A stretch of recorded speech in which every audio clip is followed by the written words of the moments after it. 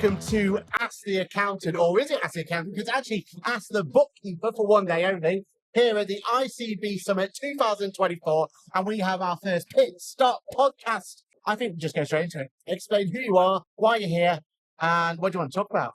Yeah, so I'm Beth Arrowsmith, and I'm with TCS Guernsey. We are accountants and bookkeepers out in Guernsey. And we majority have Channel Island clients, but we also are starting to branch out for a few UK clients. And predominantly, I am the payroll girl. But you're not only aren't you the offshore? Talk me through this. Because you're not from Guernsey, right? I'm not from Guernsey, no. I live in Liverpool. I work remotely. So the great thing about our business is that everything's cloud-based. Everything can be done online. It can be done wherever we are. We could be here at the summit today, do a payroll, do an accounts payable payment.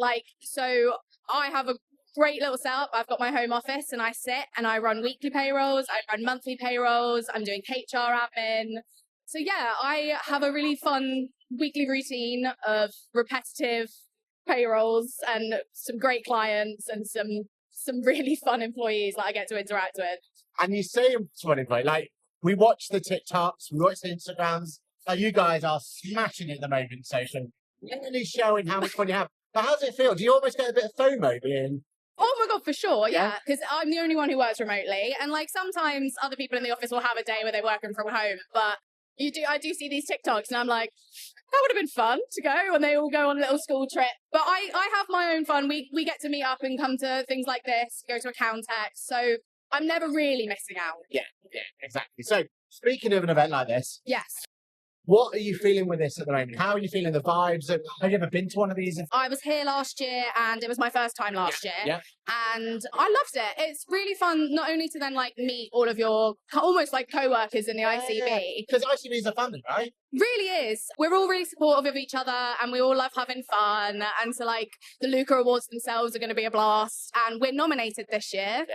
So myself and my manager Millie, who's over there, we're nominated for Student of the Year. And then as a team, TCS is nominated for Bookkeeping Team of the Year, which is the one we're really excited for. Yeah, I mean, you too, but definitely. Can you kind of explain that? Because I imagine it's Luca Awards. But what are you most looking forward to? Is it Luca Awards or anything else? Yes, the Luca Awards. But I'm genuinely most looking forward to the playlist because they've seemingly made a horrible mistake and made a public playlist. I've noticed. And I was involved as well. Yes, so I've added many. I think I'm the top contributor to the playlist currently. Oh, interesting. So we're going to play a game of guess when Beth's put on the playlist. Okay. We'll all know, and we'll just make it everyone else's problem. So what's the sign? What do we say to everyone when we know it's your song? Oh, we'll probably just start shouting. No. We want to do we pat everyone on the head when it's yours? Come on, or do we rub our belly?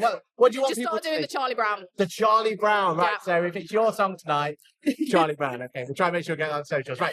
So that's what you're looking forward to. What have you gained so far out of this event? I know we're early doors. Yeah, it is still early in the day. What's your takeaway so far? I mean, we just had a really good talk about being ready for the future and being accepting of change. And I am a person who doesn't like change.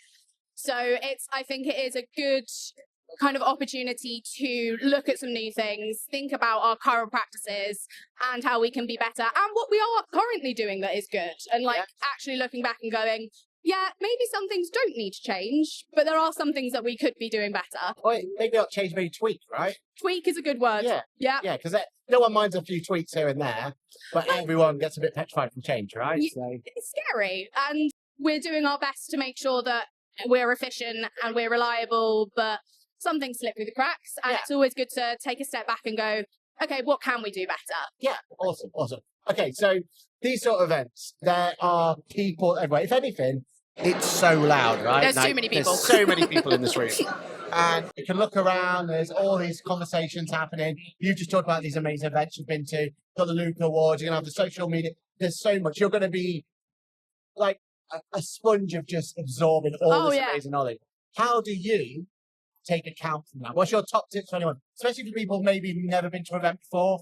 What would you do to make the most out of an event like this? I see people taking notes and I see people with their laptops and their notebooks out, and I don't think that's the way to do it. Okay. I think you should literally sit and absorb it, and then when you go home, you look back over the brochure and you look at the talks and you go, okay, what am I still remembering? It's like when you go to a museum and you look at all the art and you go, okay, well, I got home and I only remember one painting because that's the painting that impacted me the most. And you go, okay, maybe I only remember this talk. And it's like, okay, well, that's the talk you need to think about. That's the one you need to maybe go back and rewatch. And you're taking a lesson from that. You're taking a really good point. So it's easy to get really overwhelmed with, oh, there's so much to learn. There's so much to see. You find something and your mind sticks to it. So you take that and ignore everything else or just kind of put it to one side because it is overwhelming. Especially because there's a lot of people getting in this room right now. Is the only one disadvantage though with the Luke Awards is the fact the Luke Awards are there? Because if you'd have gone straight home from the event and tried to get on that thing, I think you'd be very, very successful. Yeah. How's it going to be after a few little glasses of wine? Beverages? What's your pro tip for that part of it? The Luca Awards themselves, I mean, I've only been the once. And it was amazing and it was really fun. I think the point is it needs to not be work.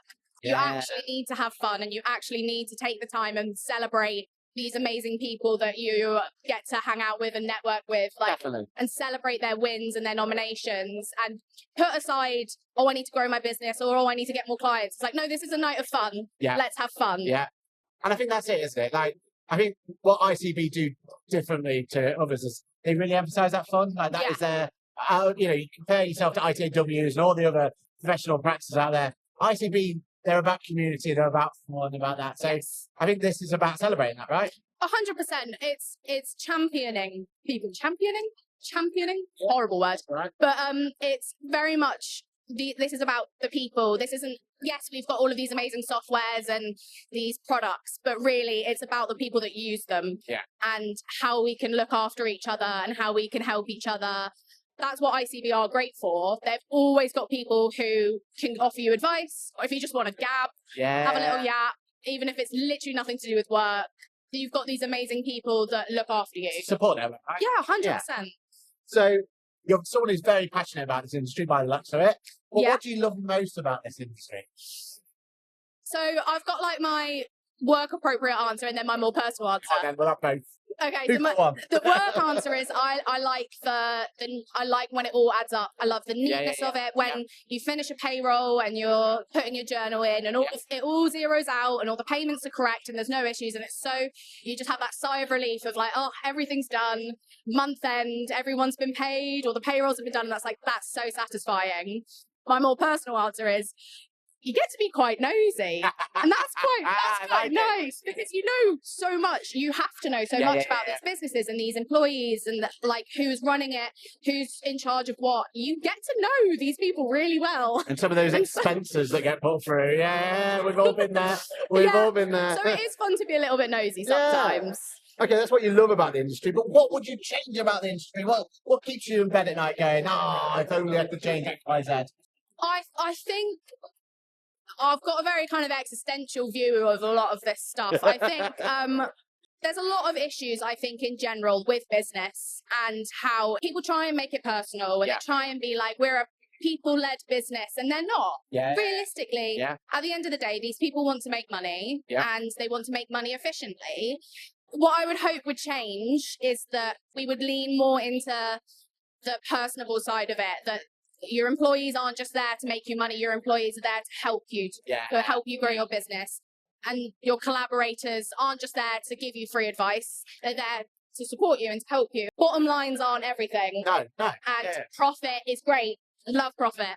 Love getting my paycheck every week, but it's not the most important thing. And I really hope that businesses, especially the businesses we support, will see that profit is not the most important thing. Definitely, 100%. And I think you're really, really important to talk about that because a lot of people sit there and it's just, we overcomplicate it, right? Like we don't take the business side of things. And if we're actually really honest, as you said about being nosy, it's actually the bit we enjoy. It's not even just being nosy, it's about getting passionate about it, isn't it? And funnily enough, filing back returns and tax returns isn't that exciting, but actually understanding how a business works is really exciting, right? Yeah, the ins and outs of the business itself is always going to be far more important than your profit at the end of the year. Yeah. If things aren't working and you don't have employees that you support and that support you in return, this 2 years down the line, you're not going to have a business. Exactly. Okay, so one thing, if we take you back a year, so a year you came to your very first ICB event. Yes, remember it well. Yeah. Think back to that year till today.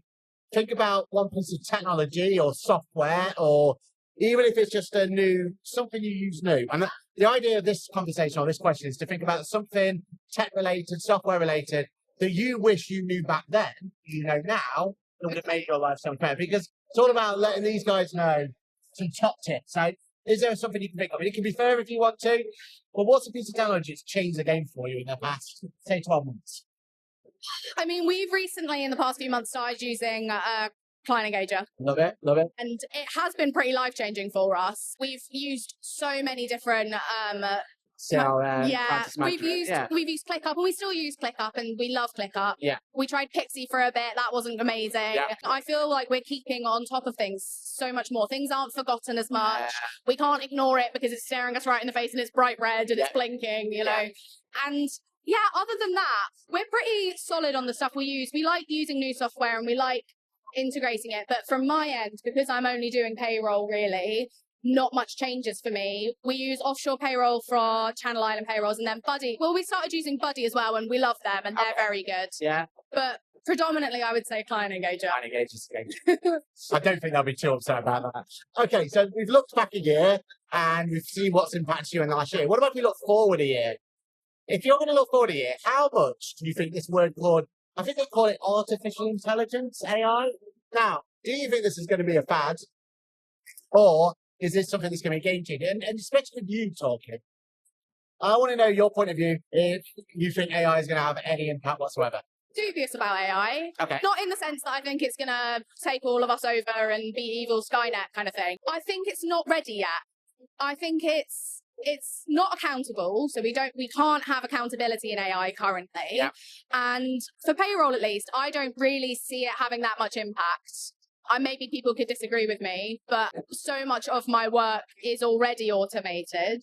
Yeah, completely. And do you think that there's going to be any aspect of the AI that's going to help?